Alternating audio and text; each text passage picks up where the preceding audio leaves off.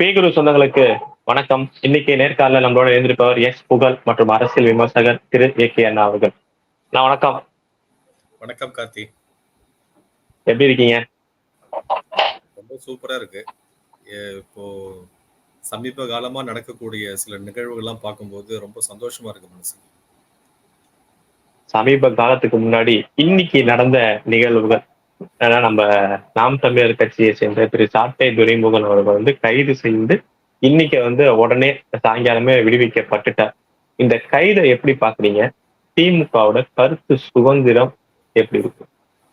அதாவது இப்போ திமுக தான் எப்ப பார்த்தாலும் பாசிச கட்சி, பாசிச ஆட்சி, பாசிச பாஜக அப்படின்லாம் பேசும். இது ஆனா அவங்களே ஒரு எடுத்துக்காட்டா இந்த மாதிரி ஒரு விஷயத்துல இருக்காங்க. இது சாட்டை துரைமுருகனுடைய கைது மட்டும் இல்லை, இதுக்கு முன்னாடி நம்ம பல பீப்புளோடைய அரெஸ்ட்டை பார்த்தோம். அதனால இப்போ ஒரு மாரிதாஸ்லேருந்து, கார்த்திக் கோபிநாத்லேருந்து, கிஷோர் கே சுவாமிலேருந்து, அது மாதிரி நிறைய நம்ம பாஜகவை சேர்ந்த நிறைய நிர்வாகிகள், சோசியல் மீடியாவில் ஆக்டிவா இருக்கிறவங்களாம் ஒரு சின்ன ட்வீட் போட்டாலே வெடிகார்த்தாலையும் மிட் நைட்டும் அரெஸ்ட் பண்றதெல்லாம் நம்ம பார்த்தோம். ஸோ இது ஒரு ஒரு ஒரு கருத்து சுதந்திரத்துக்கு ஒரு ஆதரவு இல்லாத ஒரு கவர்மெண்ட் இது. ஆனா இதே கவர்மெண்ட் தான் உதயநிதி சனாதனத்தை வேறொருப்போம், ஒழிப்போம், டெங்கு, மலேரியா, கொசு இத்தியாதிகள் சொல்லும் பொழுது இதே இவங்க சுப்ரீம் கோர்ட்ல போயிட்டு வாதாடுறாங்க. கருத்து சுதந்திரத்துக்கு எனக்கு உரிமை இருக்கு, ஆர்டிகல் 25 கோட் பண்ணிட்டு, ஃப்ரீ ஸ்பீச்சை கோட் பண்ணிட்டு அவங்க வாதாடுறாங்க. இது எவ்வளவு ஒரு நகைமுரண் பாருங்க கார்த்திக். ஆக்சுவலா இவங்க பேசினா அது கருத்து சுதந்திரம், ஆனா மத்தவங்க பேசினா அது ஒரு கருத்து சுதந்திரத்துக்கு ஒத்துழையாமையா இருக்கும் அப்படிங்கிற ஒரு விஷயம். இதுல என்னன்னா, நீங்க ஒரு ஒரு ஒரு துர்நாற்றத்தை நீங்க அடக்கி அடக்கி அடக்கி வச்சாலும் அது திருப்பி அந்த செப்டிக் டேங்க்ல எப்படி அந்த கேஸ் எல்லாம் ஃபார்ம் பண்ணிட்டு அப்படியே பாய்சனஸா மாறுமோ, அது மாதிரி இது மாதிரி நீங்க சில விஷயங்கள்லாம் ஒரு ஒரு கருத்து சுதந்திரம்ன்ற போர்வையில நீங்க அடக்கி அடக்கி அடக்கி வச்சீங்கன்னா அது இன்னும் பரவி இன்னும் ரொம்ப ஒரு கேவலமான விஷயமா போகும். இப்போ இந்த சாட்டை துரைமுருகன் கைதுல அதுதான் நடந்தது. அவரு 2021 அரெஸ்ட் ஆயிருக்காரு, கருணாநிதியை பத்தி பேசி, அதுக்கப்புறம் ஸ்டாலினை பத்தி பேசி திருப்பியும் அரெஸ்ட் ஆகி 2 வாட்டியும் போயிட்டு ஜாமீன் வாங்கியிருக்காரு. இது 3வது முறையா நம்ம பாக்குறோம். இதுக்கு ஜாமீனும் கொடுத்துட்டாங்க. இன்னைக்கு இந்த கீழ் நீதிமன்றத்திலேயே ஜாமீன் கொடுத்துட்டாங்க, அவர் விடுவிக்கப்பட்டாங்கிற நியூஸ் கேட்கறது. பட் நான் என்ன சொல்ல வரேன்னா, இது இவங்க இது புதுதான விஷயம் கிடையாது. இவங்க இது எப்படி பண்றதுன்னு எடுத்துன்னு தெரியல. இது ஒரு big set back for DMK. எப்பயுமே ரொம்ப பொலிட்டிக்கலா கரெக்டா இருப்பாங்க, யாரெல்லாம் டார்கெட் பண்ணுமோ கரெக்டா டார்கெட் பண்ணுவாங்க. ஆனா இந்த வாட்டி அவங்க நாட் ஓன்லி சாட்டை துரைமுருகன், ப்ரீவியஸா சவுக்கு சங்கர் கேஸ்லயும் பார்த்தோம். அது எந்த அளவுக்கு அவங்க திருச்சி கேஸை போட்டுட்டு மாட்டிட்டாங்க அப்படிங்கிறதையும் பார்த்தோம் நம்ம. அதனால இது ஒரு பொலிட்டிக்கல் ஃபெயிலியர் ஃபார் டிஎம்கே. அதாவது ஒரு பதட்டத்துல இருக்கும் பொழுது என்னன்னே பண்றோன்னு தெரியாது, எந்த வாய்ஸ்னாலையும் அடக்கிட்டு இது பண்ணிடலாம் அப்படின்னு நினைச்சா இல்ல, இதெல்லாம் யாரு அவருக்கு இது மாதிரி சொல்லி தருது? ஏன்னா நம்ம தொடர்ந்து பார்த்துட்டோம், நீங்க சொல்ற மாதிரியே எல்லா கேஸுமே உடனே விடுதலை செய்யப்படுது. இன்னைக்கு உடனே இப்ப சாட்டை துரைமுருகன் அவர்கள் விடுதலை, கிஷோர் அவர்கள் விடுதலை, இப்ப ஆனா சவுக்கு சங்கர் அவர்கள் உள்ள இருக்காங்க, மாரிதாஸ் அவருக்கும் விடுதலை கொடுக்கப்பட்டது. தொடர்ந்து இந்த மாதிரி நடவடிக்கைகள் யாராவது தப்பா கைட் பண்றாங்களோ? இல்ல, முதல் நோக்கம் அவங்கள ஹராஸ் பண்ணிட்டு அந்த ஒரு விஷயத்துக்காக அரெஸ்ட் பண்ணுங்கிற நோக்கத்தை தவிர அவங்கள ஹராஸ் பண்ணணும், அவங்கள துன்புறுத்தணும் அப்படிங்கிறது தான் ஒரு நோக்கமா இருக்கிறத பார்க்கலாம். அதனாலதான் இந்த பாசிஸ்ட் கவர்மெண்ட் அப்படின்ற அந்த வார்த்தையும் அங்க வருது. இதுல அட்வைசஸ் சரியில்லை அப்படிங்கிறது தான் நமக்கு புரிஞ்சு. இது முதலமைச்சருக்கு தெரியுமா இல்லையாங்கிறது நமக்கு சந்தேகம். இது இந்த விஷயத்துல மட்டும் இல்ல, எல்லா விஷயத்திலையும் அந்த ஒரு டாப் ஆஃப் த கவர்மெண்ட்டுக்கும் கவர்மெண்டை நடத்தி செல்லக்கூடிய கீழதான் போலீஸ் துறை இருக்கு, உள்துறை இருக்கு. பட் இடிப்பரா அல்லாத ஏமரா மன்னன் கெடுப்பார் இல்லானும் கெடும் அப்படின்னு திருக்குறளும் இருக்க. ஸோ அதனால அந்த வழிநடத்தி சொல்லக்கூடிய விஷயம் யாருன்னு பார்த்தா நெக்ஸ்ட் லைன் தான். குடும்பத்துல நெக்ஸ்ட் ரேங்க்ல யார் இருக்காங்களோ அவங்களுடைய வழிநடத்தல் தான் அப்படிங்கிறத நம்ம புரிஞ்சுக்கலாம். இன்ட்ரெஸ்டிங் பாயிண்ட் என்ன கார்த்திக் அப்படின்னா, இவங்க என்னதான் அடக்கி மூடி வச்சாலும் அது இன்னைக்கு ஃபுல்லா சோசியல் மீடியாலையும் அதர் மெயின் ஸ்ட்ரீம் மீடியாலையும் அந்த பாட்டு எவ்வளோ ஒரு ஒரு பிரபலம் ஆயிடுச்சு. அந்த பாட்டு இப்போ யாருக்கெல்லாம் தெரியாதோ, இப்ப எல்லாருமே வந்து மீம்ஸ் போட ஆரம்பிச்சிட்டாங்க, ரீல்ஸ் போட ஆரம்பிச்சிட்டாங்க, ட்ரோல்ஸ் பண்ண ஆரம்பிச்சிட்டாங்க. இது வந்து அவங்கள மீறி போச்சு. இன்ஃபேக்ட் இப்பெல்லாம் யார் டிஎம்கேல இப்ப ஸ்போக்ஸ் பர்சனா இருக்கிறவங்க இதுக்கு முன்னாடி அந்த நாம் தமிழர் கட்சியில இருக்கும்பொழுது சொன்ன விஷயங்கள்லாம் கூட இப்போ பெரிய வைரலா போயிட்டு இருக்கு. அதுல ஒரு முத்தாய்ப்பா வந்து சீமான் அவர்களை சொல்லணும், அவரோட பேட்டி முடிஞ்சா என்ன அரெஸ்ட் பண்ணிப்பாரு, இப்ப என்ன பெருசா பேசிட்டாருன்னு சொல்லிட்டு அந்த பாட்டை அவரே பாடி காமிச்சார். அதனால இது வந்து ஒரு பெரிய பின்னடைவு. இதுல என்ன பண்றதுன்னு தெரியாம தான் இந்த பாட்டை வந்து நீங்க வந்து தப்புன்னு சொல்ல முடியாது. இல்ல ஒருத்தரை வந்து ஒரு இந்த ஃப்ரீ ஸ்பீச் கீழே இதை எடுத்துட்டு வந்தோம்னா அந்த கேஸை அதை வந்து பண்ண முடியாது. பிகாஸ் கிரிட்டிசைஸ் பண்றது கவர்மெண்ட்டை அது உரிமை அப்படின்றதுனால அவங்க வந்து கண்டுபிடிச்ச விஷயம் தான் அந்த அந்த வார்த்தையை எடுத்துட்டாங்க. அந்த சண்டாளன் அப்படின்ற அந்த பாட்டுல இருக்கிற ஒரு வார்த்தையை பிடிச்சிக்கிட்டு அது வந்து ஒரு ஒரு பட்டியலின சாதியை குறிப்பிடுவது போலவும், அதனால பட்டியலின சாதியை வந்து கீழ்மைப்படுத்துற மாதிரி பேசின விஷயம் வந்து அந்த இந்த எஸ்சி ப்ரிவென்ஷன் ஆஃப் அந்த அட்ராசிட்டிஸ் ஆக்ட்ல அவரை வந்து அந்த கேஸை புனைஞ்சிருக்காங்க. இதுல என்ன விஷயம்னா அந்த வார்த்தை சண்டாளுன்ற வார்த்தை வந்து நம்ம அந்த பட்டியலினத்துல ஒரு ஐ திங்க் 15ஓ 16ஓ அந்த லிஸ்டா இருந்தா கூட அந்த வார்த்தையோட கான்டெக்ட் வந்து ஒரு சாதி பெயர் கிடையாது. நம்ம பழைய இப்போ நான் ஓல்டு மூவிஸ் நிறைய பார்ப்பேன். முன்னாடிலாம் வந்து ரஞ்சன் அப்படின்னு ஒரு ஆக்டர் இருக்குவாரு. கேள்விப்பட்டிருக்கே இல்லையான்னு தெரியல. கேள்விப்பட்டிருக்கியா ரஞ்சன் அப்படின்னு ஒரு ஆக்டர்? அதாவது எம்ஜிஆருக்குலாம் சவால் எங்களுக்கு தெரியாது. சோ இல்ல என்ன கிட்ஸா இருந்தாலும் அந்த ஓல்டு மூவிஸ் பார்க்கலாம். ரஞ்சன் ஒரு famous actor even before MGR பீரியட்னு வச்சுக்கோமே. அவர் வந்து ஒரு படத்துல வந்து எனக்கு இன்னும் ஞாபகம் இருக்கு. ஒரு கிளைமேக்ஸ்ல ஏதோ மங்க மாசமாதமா ஏதோ ஒரு படம் நினைக்கிறேன். சண்டாலி அப்படின்னு 2 பேரும் திட்டிப்பாங்க, ஹீரோ ஹீரோயினும். சோ அந்த வார்த்தை வந்து எதுனா கீழ்மையான செயல்களை செய்பவன் வந்து சண்டாளன்றது அந்த காலத்துல இருந்து ஒரு அந்த கான்டெக்ட்ல தான் நான் பார்க்கணுமே தவிர ஒரு சாதி பெயரா நான் பார்க்கல. இது அப்படி இருக்க இன்னொரு ஒரு இன்ட்ரெஸ்டிங் பாயிண்ட் சொல்றேன். 2008ல தினத்தந்தியில அந்த கருணாநிதி அவர்கள் கேள்வியும் நானே பதிலும் நானே எல்லாம் முன்னாடி அவரே எழுதிப்பார். அவரே கேள்வி கேட்டு அவரே பதில் எழுதிப்பார் முரசொலியில. அது மாதிரி தினத்தந்தியில 2008 if I remember the date correctly, I think it's 16th of August 2008 நினைக்கிறேன். தினத்தந்தியில ஒரு கேள்வியும் நானே பதிலும் நானே மாதிரி எழுதுறாரு. அதுல ஒரு கேள்வி அவரே கேட்டுக்கிறாரு. இந்த மாதிரி ஒரு இன துரோகம் அந்த மாதிரி ஒரு நிறுவனங்களை பத்தில என்ன சொல்றீங்க அப்படின்ற ஒரு கேள்வி அவரே கேட்டுக்கிட்டு அந்த சமயத்துல இலங்கை ராணுவம் அந்த போர் நடக்கிற சமயத்துல இந்த ஸ்கூல் ஆஸ்பத்திரி மேலெல்லாம் குண்டு வீசி தாக்கி பல பேர் இறந்ததா அப்போ ஒரு நிகழ்வு, அந்த நிகழ்வு எல்லாருக்கும் ஞாபகம் இருக்கும்னு நினைக்கிறேன். அத காரணம் காட்டி அவர் கேள்வி கேட்டுக்கிறாரு. அதுக்கு பதிலா இது வந்து ஒரு சண்டாளத்தனமான விஷயம் அப்படின்னு அதை சண்டாளத்தனமான விஷயமே தவிர வேற என்ன அப்படின்னு தான் அவர் பதிலா சொல்றாரு. சோ அவரே இந்த வார்த்தைய தன் கேள்வியும் நானே பதிலும் நானே தினத்தந்தியில 2008ல எழுதியிருக்காரு. அதனால இது வந்து இப்ப இவங்க வார்த்தையை வச்சுக்கிட்டு ஒரு ஒரு இதை போட்டுட்டு அதை வந்து வேற மாதிரி திரிபு பண்ணி காட்டலாம் நினைக்கிறாங்க. பட் என்னதான் இருந்தாலும் மக்கள் வந்து பார்த்துட்டு இருக்காங்க. இது வந்து ஒரு பெரிய விஷயம் கிடையாது. அதனாலதான் வந்து எலெக்ஷன் போது அரெஸ்ட் பண்ணாம இது வந்து எலெக்ஷன் போது நடந்த அந்த ஸ்பீச், கேம்பெயின் போது நடந்த ஸ்பீச் கரெக்டா எலெக்ஷன் அந்த ஓட்டிங் முடிஞ்ச பிறகு கரெக்டா டைமிங் பார்த்துட்டு போய் அரெஸ்ட் பண்ணிருக்காங்க. இந்த மாதிரி அரெஸ்ட் எல்லாம் மக்கள் பார்த்துக்கிட்டு தான் இருக்காங்க. ஸோ அதனால ஒரு ஆன்டி இன்குபென்சி, ஒரு ஃபாசிஸ்ட் கைண்ட் ஆஃப் கவர்மெண்ட் இந்த அரசாங்கத்துக்கு மேல இருக்கிறத வந்து யாராலையும் மறுக்க முடியாது. அது வந்து எதிர்கட்சிகளுக்கு நல்ல சாதகம். இது எந்த எதிர்கட்சியா இருந்தாலும் திமுகவை எதிர்த்து செயல்படக்கூடியவர்களுக்கு ஒரு பெரிய ஒரு சாதகமான விஷயமா இது அமைஞ்சிருக்கு ஆக்சுவலி. அதனாலதான் இந்த மாதிரி விஷயத்த என்னதான் மூடி வச்சாலும் அது வந்து இன்னும் மேல மேல கிளம்பிதான் வருன்ற மாதிரி ஒரு கிளாசிக் எக்ஸாம்பிளா தான் இந்த இன்சிடென்ட் நான் பாக்குறேன். கண்டிப்பா அவங்களே பிரபலப்படுத்துறதுக்கு உதவுறாங்க இந்த மாதிரி கைதுனால அப்படிங்கறத நம்ம புரிஞ்சுக்கலாம். அடுத்தது மிகப்பெரிய பிரச்சனை என்னன்னு பாத்தீங்கன்னா அண்ணாமலை வர்சஸ் காங்கிரஸ் தலைவர் திரு செல்வ பெருந்தகை அவர்கள்.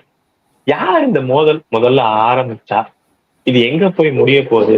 ஒவ்வொன்னா வந்து அண்ணாமலை அவர்கள் சைட்ல வந்து பாத்தீங்கன்னா லண்டன் ஃபைல்ஸ் டிஎம்கே ஃபைல்ஸ் இருக்குமோ அது மாதிரி லண்டன் ஃபைல்ஸ் விடுறதுக்கு நாங்க ரெடி அப்படிங்கிறாங்க. இந்த சைட்ல இருந்து இன்னைக்கு திருச்சி வேலுமணி அவர்கள் வந்து இன்டர்வியூ ஒரு பத்திரிகை சந்திப்பை வந்து கொஞ்சம் பர்சனல் அட்டாக் வேற பண்ணியிருக்காரு. சோ இதற்கு மூல காரணம் யார்? இல்ல ஆரம்பிச்சது வந்து செல்வ பெருந்தகை தான். ஃபர்ஸ்ட் இது ரவுடி கட்சி, ரவுடிகளை வச்சுக்கிற கட்சின்னு சொல்லிட்டு அவரு தான் தேவையில்லாம வந்து ஒரு வார்த்தையை விட்டு ஆரம்பிச்சாரு. பட் நம்ம இந்த மாதிரி ஒரு வார்த்தையை விடும்போது நம்ம மேல எவ்வளவு திருப்பி இருக்குங்கிறத வந்து புரிஞ்சுக்கிறேன் இல்லையா? அது வந்து ஐ திங்க் இந்த டிஎம்கேவா இருந்தாலும் சரி, டிஎம்கேவோட கூட்டணியா இருந்தாலும் சரி, அதை அவங்க தன் மேல இருக்கிற அழுக்க அவங்க பார்க்கலன்னு நினைக்கிறேன். இன்ஃபேக்ட் இவர் வந்து இப்போ ஒரு லாட் ஆஃப் கேசஸ் இருக்கு இவர் மேல. இது வந்து இன்னைக்கு வந்து சர்ச்சை இல்லை. இப்ப அண்ணாமலை இன்னைக்கு ஒரு விஷயம் சொல்றாருன்னா இது மோர் எஸ் அது ஒரு நிறைய பேருக்கு நியூஸ் பார்க்காதவங்களுக்கு ஒரு புதிய விஷயமா இருக்கும் கூட.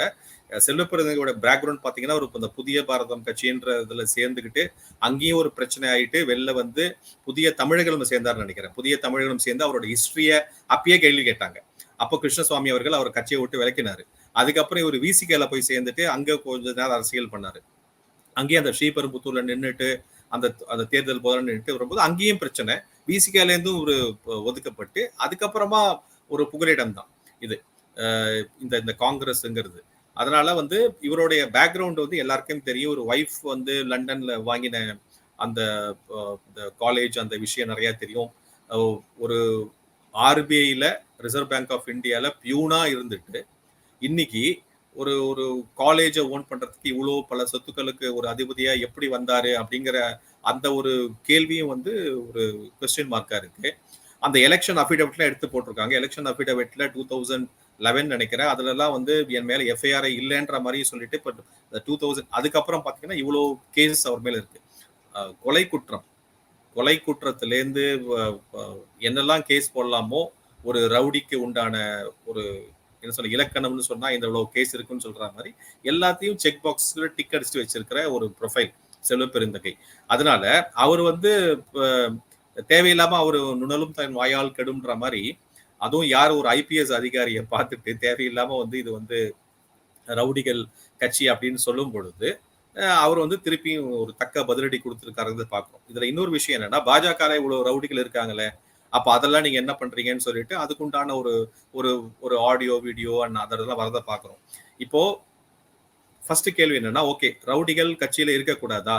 அந்த கட்சிகளை வந்து சேர்க்கறதுக்கு முன்னாடி அவங்க ப்ரொஃபைல் பேக்ரவுண்ட் செக் பண்ணமா ஒரு பதவி கொடுக்கும் பொழுது அப்ப அவங்க தகுதியற்றவர்களா அப்படின்ற அந்த ஒரு ஒரு ஸ்டாண்டர்டை நீங்க மெயின்டைன் பண்றீங்கன்னா இன்னைக்கு உங்க அமைச்சர்ல இருந்து நீங்க கட்சி நிர்வாகிகள்ல இருந்து எல்லாருக்கும் மேலேயும் கேஸ் இருக்கு. பெயில் வாங்கிட்டு நிறைய பேர் இருக்காங்க. செல்வ பெருந்தகையோடைய கட்சி தலைவர் பெயில்ல இருக்காரு. எவ்வளவு ஸ்கேம்ல பெயில் இருக்காரு. நேஷனல் ஹெரால்ட் ஸ்கேம்ல இருந்து பெயில்ல இருக்காரு. சிட்டிசன்ஷிப்ல ஒரு அக்யூசேஷன் இருக்கு. அவங்க கட்சி நிழலா செயல்படக்கூடிய சோனியா அவங்க வந்து பெயில இருக்காங்க. சிதம்பரம் இருக்காங்க. கார்த்தி சிதம்பரம் இருக்காங்க. அந்த மாதிரி ஒரு லிஸ்ட் போட்டுக்கிட்டே போலாம் அவங்க கட்சியில. அதே மாதிரி திமுக எடுத்துக்கிட்டா இப்போ ஒரு அமைச்சர்லாம் இருந்துகிட்டு பெயிலுக்கு எவ்வளவு 1 வருஷம் 2 வருஷமா போராடிட்டு இருக்காங்கன்னு பாக்குறோம். எவ்வளவு கேஸ் பெண்டிங் பாக்குறோம். கேஸ் நடந்துட்டு இருக்குன்னு பாக்குறோம். சுயமோட்டவா சில கேசஸ ஜட்ஜுங்களை எடுத்துக்கிட்டு நடத்துறாங்க. பிகாஸ் அதை ப்ரீவியஸா க்ளோஸ் பண்ணதெல்லாம் ஒரு சரியா விசாரிக்கப்படாம அந்த வந்து வெர்டிக்ட் கொடுத்துருக்கான்னு பாக்குறோம். சோ தன் மேல இவ்வளவு அழுக்கு இருக்கு. இவ்வளவு அழுக்க வச்சுக்கிட்டு தேவையில்லாம ஒரு கட்சியை பார்த்துட்டு நீங்க வந்து ரவுடிகள் கட்சின்னு சொல்லும் பொழுது இதோடைய பிரதிபலனை இவங்க அனுபவிக்கிறாங்கிறத சொல்றோம். அதை தவிர இப்போ ஒரு கட்சியில நான் ஏற்கனவே சொன்ன மாதிரி ஒரு அந்த ரவுடிகளோ ஒரு கேஸ் இருக்கக்கூடாதுன்னா பிஜேபியில ஓகே இவங்க பட்டியலிட்ட ஒரு 50-60 பேர் அவங்க தூக்கிடுறான்னு வச்சுப்போமே ஒரு எக்ஸாம்பிளுக்கு.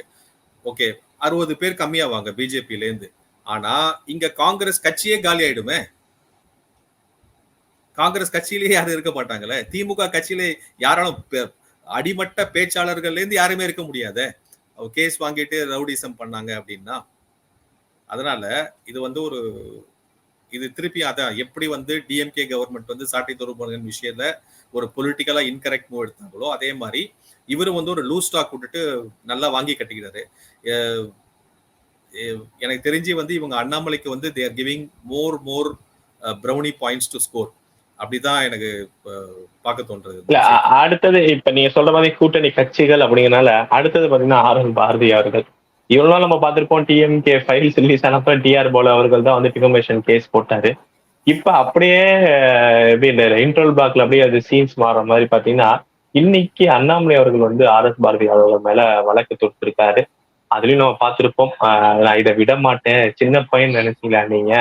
பாப்போம் அண்ணாமலை யாரு அப்படிங்கிறது அந்த அளவுக்கு இப்ப அந்த மோதலும் போயிட்டு இருக்கு. இதை எப்படி பாக்குறீங்க?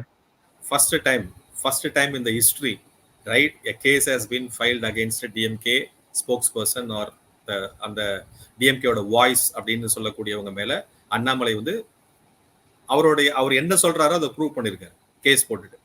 அதனால இது வந்து திமுகவின் ஒரு அழிவு காலம் வந்து ஆரம்பமாக்கிட்டதுன்னு சொல்றோம். ஏன்னா சில விஷயங்கள்லாம் டைரக்டா பேசி விட்டா அது வந்து இவங்க மீடியா இவங்க கண்ட்ரோல் இருக்கிறதுனால எல்லா விஷயமும் அப்படியே வந்து மழுங்கடிச்சிடுவாங்க, இல்லாட்டி மடைமாட்டே வேற ஏதாவது விஷயத்தை எடுத்து போயிடுவாங்க. இது கோர்ட்ல ஒரு கேஸ்ன்னு வரும்பொழுது அங்க அந்த ஒரு இன்வெஸ்டிகேஷன் நடக்கும் பொழுது, குறுக்கு விசாரணை நடக்கும் போது, பல தரப்பட்ட ஆவணங்களை சமர்ப்பிக்கும் பொழுது அது எல்லாமே அப்பட்டமா வெளிச்சமா போயிட்டு உட்கார போகுது அந்த கோர்ட்டுல. அப்போ அது யாராலையும் மறைக்க முடியாது. இட்ஸ் டாக்குமெண்டட் ஃபேக்ட் மாதிரி ஆயிடும். அதனால இது வந்து ஒரு செம்ம strategic move by Annamalai ji. First time அவர் சொன்ன மாதிரி நான் கேஸ் போடுவேன்னா கேஸ் போட்டிருக்காரு. அந்த டிஃபமேஷன் சூட்டை வந்து நம்ம வந்து கண்டிப்பா உத்து கவனிக்கக்கூடிய நேரமா இருக்கும் இது. ஏன்னா கோர்ட்ல இருந்து என்ன மாதிரி ஒரு விசாரணை வரப்போறதுங்கிறத வந்து going to be interesting factor.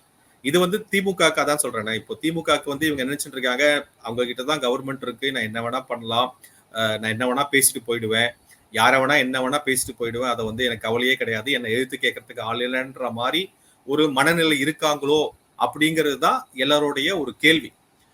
ஏன்னா இது இந்த விஷயத்துல மட்டும் இல்லை, இவரோட முன்னாடி வந்து இந்த ஆர்எஸ்பி மீடியான்ற இந்த வார்த்தையே சொன்னதே அவரு தான். ஆர்எஸ் பாரதி மீடியா தான் ஆர்எஸ்பி மீடியான்னு சொல்றோம்.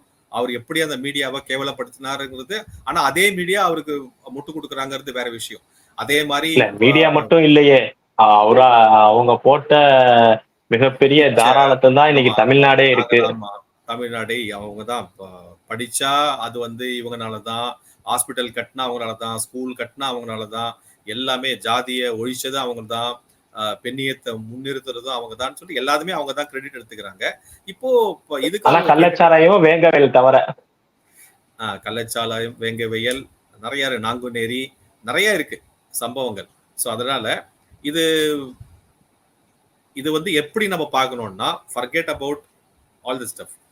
First time in the history of Tamil Nadu politics, a leader has filed a case against a government spokesperson by challenging him. இங்க அதுதான் கவனிக்கப்பட வேண்டிய விஷயம். அந்த அளவுக்கு ஒரு மாற்றத்தை நோக்கிய ஒரு மனநிலையை நம்ம வந்து இது பிரதிபலிக்கிறதா நான் பாக்குறேன். 2026க்கு இந்த மாற்றத்தை நோக்கிய மனநிலையை வந்து இன்னும் எடுத்துக்கிட்டு போகணும் அப்படிங்கிறதுக்காக. இல்ல இது 26க்கு எப்படி ஹெல்ப் பண்ணணும்னு பாக்குறீங்க? ஒரு டிஃபமேஷன் கேஸ் ஒரு கட்சிக்கும் ஒரு மோதல். ஏன்னா நம்ம பார்த்திருப்போம், அம்மையார் ஜெயலலிதா அவர்கள் வந்து இதே மாதிரி நிறைய டிஃபமேஷன் கேஸ்கள் போட்டிருக்காங்க. பட் அண்ணாமலை அவர்கள் இந்த ஸ்ட்ராட்டஜி எப்படி 26க்கு ஹெல்ப் பண்ணணும்னு நினைக்கிறீங்க? ஓகே, நான் 2021ல திமுக வந்து அரசு அமைக்கும் பொழுது இருந்த மனநிலை என்ன, அப்ப இருந்த அந்த ஒரு ஹைப் என்ன, இவங்க எப்படி பண்றேன்னு சொல்லிட்டு நடந்தாங்க. அதுக்கு முன்னாடி என்ன பேசினாங்க, ரெண்டு விஷயத்த மட்டும் சொல்றேன். உதயநிதி வந்து ஒரு கேம்பெயின்ல பேசும்போது எங்களுக்கு தெரியும் யாரெல்லாம் இதெல்லாம் பண்றீங்கன்னு தெரியும், நாங்க ஆட்சிக்கு வந்த பிறகு எங்களுக்கு என்ன பண்ணணும்னு தெரியும் அப்படின்னு ஒரு மிரட்டல் விற்கும் துணியா கேம்பெயின் போது பேசினதை பார்த்தோம். அதுக்கப்புறம் ஐ திங்க் கான்ஸ்டன்டைன் நினைக்கிறேன் ஒரு ஸ்போக்ஸ் பர்சன் நாக்க வெட்டிடுவோம் அப்படின்னு பேசினதையும் பார்த்தோம். ஸோ அவங்க வரும்பொழுதே நான் வந்து என்கிட்ட கவர்மெண்ட் வந்துடுச்சு, என்னை யாரும் இன்னுமே பண்ண முடியாது, மீடியாலேருந்து எல்லாருமே என் பக்கம்தான், இதுக்கு முன்னாடி இருந்த ஆட்சியை வந்து இப்போ கை நீட்டி கேள்வி கேட்ட அந்த அந்த ஃபேக் போராளிகளை ஒட்டுமொத்த இதுவும் இந்த 2021லேருந்து இப்போ இருக்கிற 2024 மட்டும் எங்க போச்சு சொல்லுங்க? எதுவுமே நடக்கல.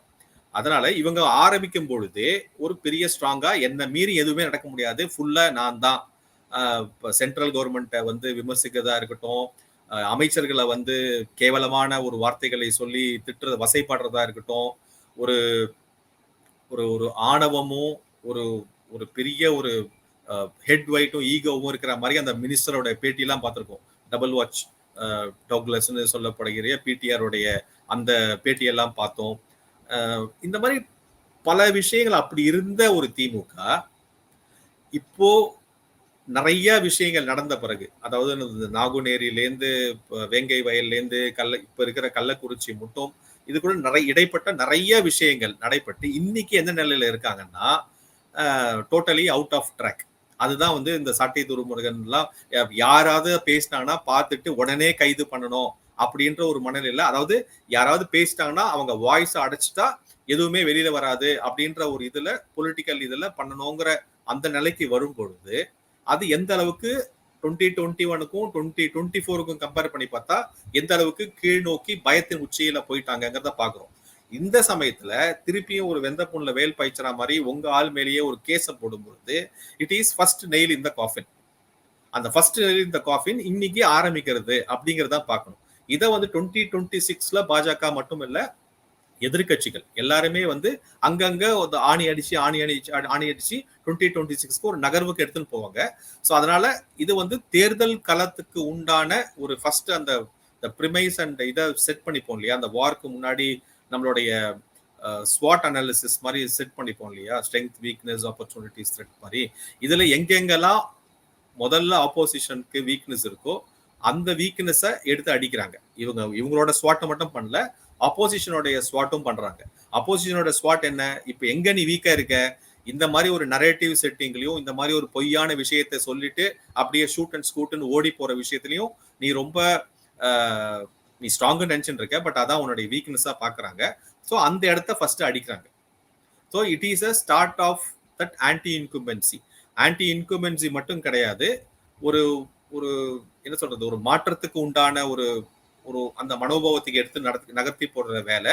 பிளஸ் இந்த ஆட்சி எனக்கு வேண்டாம், நான் பட்டது போதும், இது இனிமே நம்பி ஏமாந்தது போதும் இந்த திராவிட கட்சிகளை, நான் வந்து அதை மீறி வேற எங்கேயாவது வேற ஒரு சித்தாந்தத்துக்கும் தேசிய கொள்கைக்கும் நான் போவேன் அப்படின்ற அந்த ஒரு மாறுதலுக்கு உண்டான அந்த பாதையை அந்த ஜங்ஷன்ல நிறுத்துக்கிட்டு ஆக்ஷன் போற விஷயங்கள் தான் இந்த மாதிரி ஜாமீன் கொடுக்கறது, கேஸ போடுறது, அதெல்லாம் இந்த மாதிரி விஷயங்கள். ஸோ இதை வந்து ஒரு பொலிட்டிக்கலா பார்த்தோம்னா it is a path to the right direction for 2026. இது ஒரு புதிய கண்ணோட்டத்தோட இருக்கு. இதுவரையும் பொலிட்டிக்கல் கெயின் அப்படின்றாங்க, பட் நீங்க வந்து ஒரு லாங் பேக்குக்கு ஒரு வழிவகுக்கும், குறிப்பா 26 தேர்தலுக்கு அப்படிங்கிறீங்க. பொறுத்திருந்து பார்ப்போம். இவ்வளவு நேரம் உங்க நேரத்தை நம்ம தளத்துக்கு வந்து பயந்தமைக்கு ரொம்ப நன்றி. நல்லதே நடக்கும். வாழ்வளம். ஜெய்ஹிந்த்.